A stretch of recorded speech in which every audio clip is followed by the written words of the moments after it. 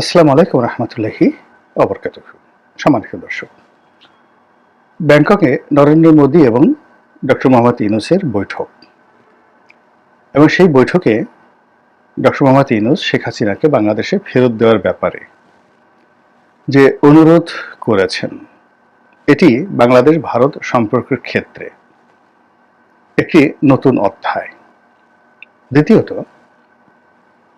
শেখ হাসিনার বিষয়টি একেবারে সরাসরি নরেন্দ্র মোদীর মুখের উপর তুলে ধরা হবে বা বলা হবে, এটি ভারত যেমন কল্পনা করেনি, আমরাও তেমনি কল্পনা করিনি, আর আওয়ামী লীগ তো প্রশ্নই আসে না।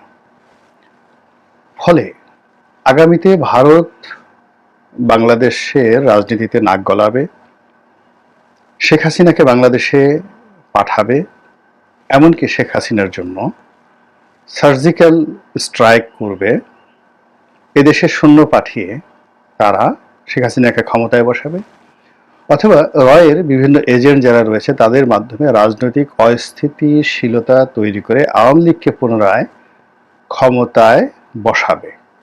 এই পুরো যে ক্যালকুলেশনটির উপর একটা প্রলেপ পড়ে গেছে। এর ফলে অতীতে যে হিসাবগুলো ছিল বা অতীতে যে প্রেডিকশনগুলো ছিল, সবকিছু উল্টে গিয়ে এখন নতুন আশঙ্কা দেখা দিয়েছে আওয়ামী লীগের মধ্যে। সেটি হলো যে ভারত কি শেখ হাসিনার সঙ্গে বেইমানি করলো বা করবে? যে শেখ হাসিনা, যে আওয়ামী লীগ ভারতকে দু হাতে দিয়েছেন, সব কিছু ট্রানজিট দিয়েছেন, ব্যবসা দিয়েছেন, বাণিজ্য দিয়েছেন। ভারতের কথা মতো তারা সেই 10 ট্রাক অস্ত্র মামলার বিচার করেছেন, একেবারে যেভাবে ভারত বলেছে ওভাবে বিচার করেছেন। ভারতের কথা মতো আমাদের এই জেলখানা থেকে বের করে উলফার অনুপ চেটিয়াকে ভারতের হাতে হস্তান্তর করা হয়েছে, এবং যে সকল ভারতীয় জঙ্গি গোষ্ঠী বিএনপি জমানাতে বাংলাদেশের মধ্যে ঢোকার সাহস পেত এবং এখান থেকে চীনের সহযোগিতা নিয়ে ভারতে তৎপরতা চালাতে পারত, বিশেষ করে আসামের উলফা, তাদেরকে পরিপূর্ণভাবে নির্মূল করে ভারতের বন্ধুত্বের আশায় আওয়ামী লীগ সবকিছু করেছে। এমনকি আমাদের রিজার্ভের একটি বিরাট অংশ সেটি আমেরিকার ফেডারেল রিজার্ভে না রেখে, কিংবা ব্যাংক অফ ইংল্যান্ডে না রেখে, কিংবা চীনে না রেখে এটি ভারতে রাখা হয়েছে। অলমোস্ট $2 বিলিয়ন মতো, আমি এক্স্যাক্টলি বলতে পারবো না, বাট আমি যেটা শুনেছি, এবং তাও আবার ডলারে নয়, রুপিতে।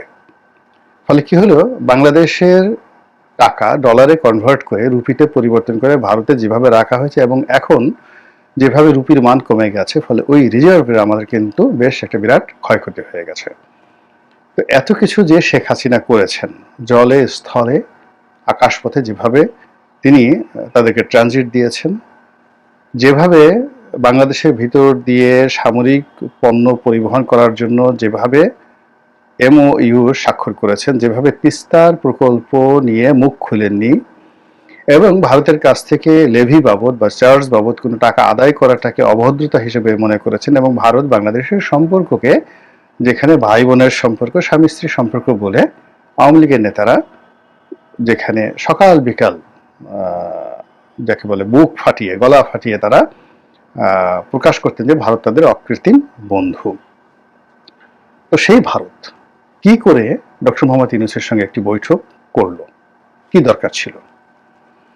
2 নম্বর হলো, আবার সেই বৈঠকের সময় যখন ডক্টর মোহাম্মদ ইউনূস এরকম একটা কথা বললেন শেখ হাসিনাকে ফেরত দেওয়ার বিষয়, সেটি নিয়ে ভারত একটা টু শব্দ উচ্চারণ করলো না, কিংবা যে কথাগুলো ইতিপূর্বে ভারতের পক্ষ থেকে ভারতীয় মিডিয়া বলার চেষ্টা করেছে যে যতদিন পর্যন্ত বাংলাদেশে একটি নির্বাচিত সরকার না আসবে ততদিন পর্যন্ত বাংলাদেশের সঙ্গে সম্পর্ক স্বাভাবিক হবে না।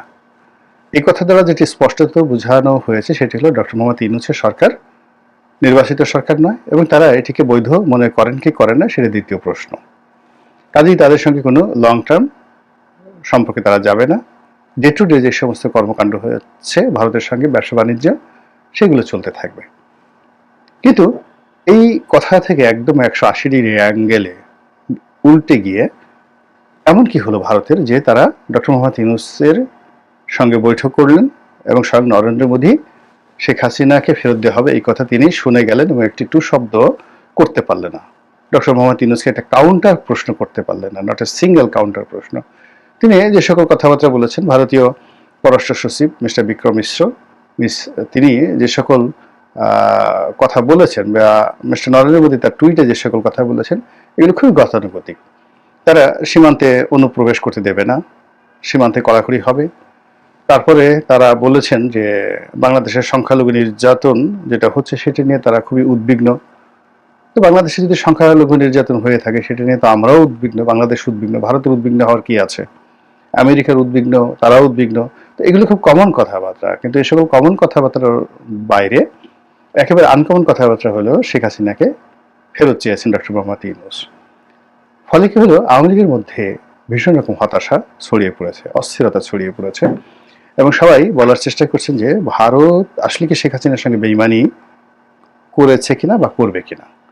যদি সত্যিকার অর্থে ডক্টর মোহাম্মদ ইউনূসের হাতে শেখ হাসিনাকে প্রত্যাবর্তন করতে দেয়া হয় বা প্রত্যাবর্তন করা হয়, ও মাই গড, আওয়ামী লীগের জন্য একটা ডিজাস্টার হয়ে যাবে, ভীষণ রকম ডিজাস্টার হয়ে যাবে।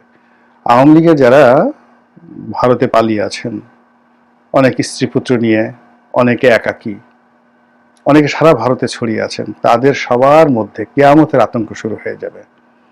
ইতিমধ্যে আমাদের বাংলাদেশের বিভিন্ন সোশ্যাল মিডিয়াতে আমরা দেখতে পাচ্ছি বা কথাবার্তা শুনতে পাচ্ছি, সেটি হলো যে ভারতে এই অবৈধ আওয়ামী লীগ নেতাদেরকে ধরার জন্য একটা সাঁড়াশি অভিযান চালানো হবে। এটি সত্য মিথ্যা আমরা বলতে পারবো না, কিন্তু বাংলাদেশে এই ধরনের কথাবার্তা হচ্ছে। যেখানে ডক্টর মোহাম্মদ ইউনূসের সঙ্গে নরেন্দ্র মোদীর একটা বৈঠক হতে পারে আমরা বিশ্বাস করতে পারিনি, কিন্তু সেটা হয়েছে। তো সেক্ষেত্রে যদি বাংলাদেশে যারা পালিয়ে আছে তাদের সবার বিরুদ্ধে মামলা আছে, মোকদ্দমা আছে, তাদের ব্যাপারে সরকার ফুটনোট পাঠায়, ভার্বাল নোট পাঠায় এবং ইন্টারপোলের মাধ্যমে রেড অ্যালার্ট জারি করে, ফলে তাদেরকে ধরার জন্য যদি ভারতীয় পুলিশ সেটি কার্যকর করে, তাহলে বোঝার চেষ্টা করেন যে কী অবস্থা তৈরি হয়ে যাবে। এর কারণ হলো ভারত তো সবার জন্য ঝুঁকি নিতে পারবে না। এখন ইন্টারন্যাশনাল রেড অ্যালার্ট দেওয়া হলো শেখ হাসিনার বিরুদ্ধে, বা যেটা বলা হয় যে ইন্টারপোল থেকে রেড অ্যালার্ট দেওয়া হলো শেখ হাসিনার বিরুদ্ধে, সেটা না হয় পলিটিক্যালি তারা আর্গুমেন্ট করলো, বার্গেনিং করলো, কিন্তু সাধারণ যে সকল ভারতীয় নাগরিকদের সঙ্গে মিশে আছে, বাংলাদেশি নাগরিক, আওয়ামী লীগ নাগরিক, তাদেরকে কিভাবে ডিফেন্ড করবে, তাদেরকে ডিফেন্ড করার জন্য তারা কি বলবে। এবং এটির সংখ্যা যদি হাজার হাজার হয় কিংবা লাখের মতো হয়, 1 লাখ লোককে ভারত কি করে ইন্টারপোলের যে রেড অ্যালার্ট, সেই রেড অ্যালার্ট থেকে তারা রক্ষা করবে। ফলে তাদেরকে লোক দেখানোর জন্য হলেও তাদেরকে এই সাঁড়াশি অভিযান চালাতে হবে, এবং সেটা যদি চলে এবং 1 লাখ পালিয়ে থাকা বা বাংলাদেশি আওয়ামী নেতাদের মধ্যে থেকে যদি মাত্র 4-5 জনকেও ধরা হয় এবং তাদেরকে সীমান্ত দিয়ে বাংলাদেশে পাঠানো হয়, বুঝতে পারেন যে বাংলাদেশে যারা পালিয়ে আছেন এবং ভারতে যারা পালিয়ে আছেন তাদের কী অবস্থা তৈরি হবে। ফলে কি হচ্ছে, আওয়ামী লীগ নেতাদের মধ্যে প্রচণ্ড রকম আতঙ্ক দেখা দিয়েছে, ভয় দেখা দিয়েছে, এবং সেই ভয়টা মিস্টার নরেন্দ্র মোদী এবং তার সরকার কিভাবে দূর করবেন সেটি এখন খুবই বিবেচ্য বিষয়। এবং সেটা যদি দূর করতে না পারেন, তাহলে বাংলাদেশের সঙ্গে আসলে ভারতের যে সম্পর্ক, এটি আওয়ামী লীগ যেভাবে গড়ে তুলেছে বা আওয়ামী লীগ যেটা দিয়েছে, ওটা আসলে অন্য কেউ দিতে পারবে না। সেটি বিএনপিও দিতে পারবে না, সামরিক শাসনও দিতে পারবে না, আর ডক্টর মোহাম্মদ ইউনূস তো পারবেনই না। তো কাজেই ভারত আওয়ামী লীগকে বাঁচিয়ে রাখার জন্য যে কি পদক্ষেপ নেন এবং কিভাবে রিভার্স করেন এবং সেটাকে আবার মোকাবেলা করার জন্য ডক্টর মোহাম্মদ ইউনূস কি করেন, সেটা কিন্তু আমাদেরকে ভাবতে হবে। এর কারণ হলো এই রাজনৈতিক যে কূটচাল, চাণক্য নীতি, এই চাণক্য নীতির ফলে ভারতের যেভাবে খণ্ড বিখণ্ড হয়ে যাওয়ার সম্ভাবনা রয়েছে, বাংলাদেশের কিন্তু একই সম্ভাবনা রয়েছে। অনেক সময় বেশি যে সকল সাপুড়ে খুব বেশি খেলে, তারা কিন্তু সাপের কামড়েই মারা যায়। আওয়ামী লীগের সঙ্গে ভারত খেলেছে, ৭৩ সনে খেলেছে, ৭৪-এ খেলেছে, এমনকি মুক্তিযুদ্ধের সময় খেলেছে। স্পষ্টতই মুক্তিযুদ্ধের সময় ভারতের যারা দালাল ছিল তাদের কে ভারত যেভাবে হ্যান্ডেল করেছে, আর আওয়ামী লীগের মধ্যে যারা ভারতের দালাল ছিলেন না, বেশ করে বঙ্গবন্ধু ভারতের দালাল ছিলেন না, একথা সত্য। তিনি স্বাধীনতা চেয়েছেন, সার্বভৌমত্ব চেয়েছেন, অখণ্ড পাকিস্তানের প্রধানমন্ত্রী হতে চেয়েছেন, হোয়াট এভার ইজ বেটার, যেটা আগে আসে। কিন্তু তিনি ভারতের দালাল হবেন বা হতে চেয়েছেন, এটা সম্ভব নয়, বিশ্বাস করা সম্ভব নয়। এটি যারা রাজনৈতিক বিশ্লেষক, যারা ইতিহাস জানেন, তারা খুব ভালো করে জানেন যে বঙ্গবন্ধুর সঙ্গে আসলে দিল্লির কেমন সম্পর্ক ছিল আর পিন্ডির কেমন সম্পর্ক ছিল। তিনি অখণ্ড পাকিস্তান চেয়েছেন, শেষ সময়টা পর্যন্ত প্রাণান্তভাবে তিনি চেয়েছেন, এটা সত্য কথা। তারপর তিনি অখণ্ড পাকিস্তানের মধ্যে বাংলাদেশের মান মর্যাদা, স্বায়ত্ত শাসন এসব পরিপূর্ণভাবে তিনি চেয়েছেন, বাঙালি অধিকার চেয়েছেন। কিন্তু তিনি বিচ্ছিন্নতাবাদী হতে একেবারে চেয়েছেন, স্বাধীন চেয়েছেন। এটি যদি 25শে মার্চ ঘটনা না ঘটতো তাহলে এটি হতো না। 25শে মার্চে পাকিস্তানি কারণে মূলত 26শে মার্চ ঘটেছে, এটা বাস্তবতা, এটা কোনো অস্বীকার করার উপায় নাই। আর ভারত সেই আগরতলা ষড়যন্ত্র মামলা থেকে শুরু করে 1958 সন থেকে বাংলাদেশের বিরুদ্ধে যেভাবে লেগে আছে এবং যেভাবে আওয়ামী লীগের মধ্যে তাদের দালাল শ্রেণী তৈরি করে রেখেছিল, সেই দালালদের কারণে মুক্তিযুদ্ধের সময় মুজিব বাহিনী হয়েছে, সেই দালালদের কারণে জাসদ হয়েছে, সেই দালালদের কারণে খন্দকার মোশতাক তৈরি হয়েছে, সেই দালালদের কারণে বঙ্গবন্ধুর হত্যাকাণ্ড ঘটেছে।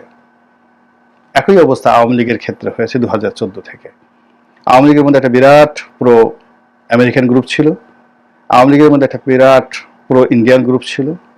আর তারা শেখ হাসিনাকে সকালে একবার আমেরিকার দিকে নিয়ে যেতেন, বিকেলে একবার ভারত দিকে নিয়ে যেতেন, আর ভোর রাত্রে নিয়ে যেতেন চীনের দিকে। আর এই তিনবার তিন ধরনের সিদ্ধান্ত নেওয়ার কারণে, প্রতিদিন তিন ধরনের মনোভাবের কারণে শেখ হাসিনা কোনো পক্ষের বিশ্বাস এবং আস্থা অর্জন করতে পারেননি।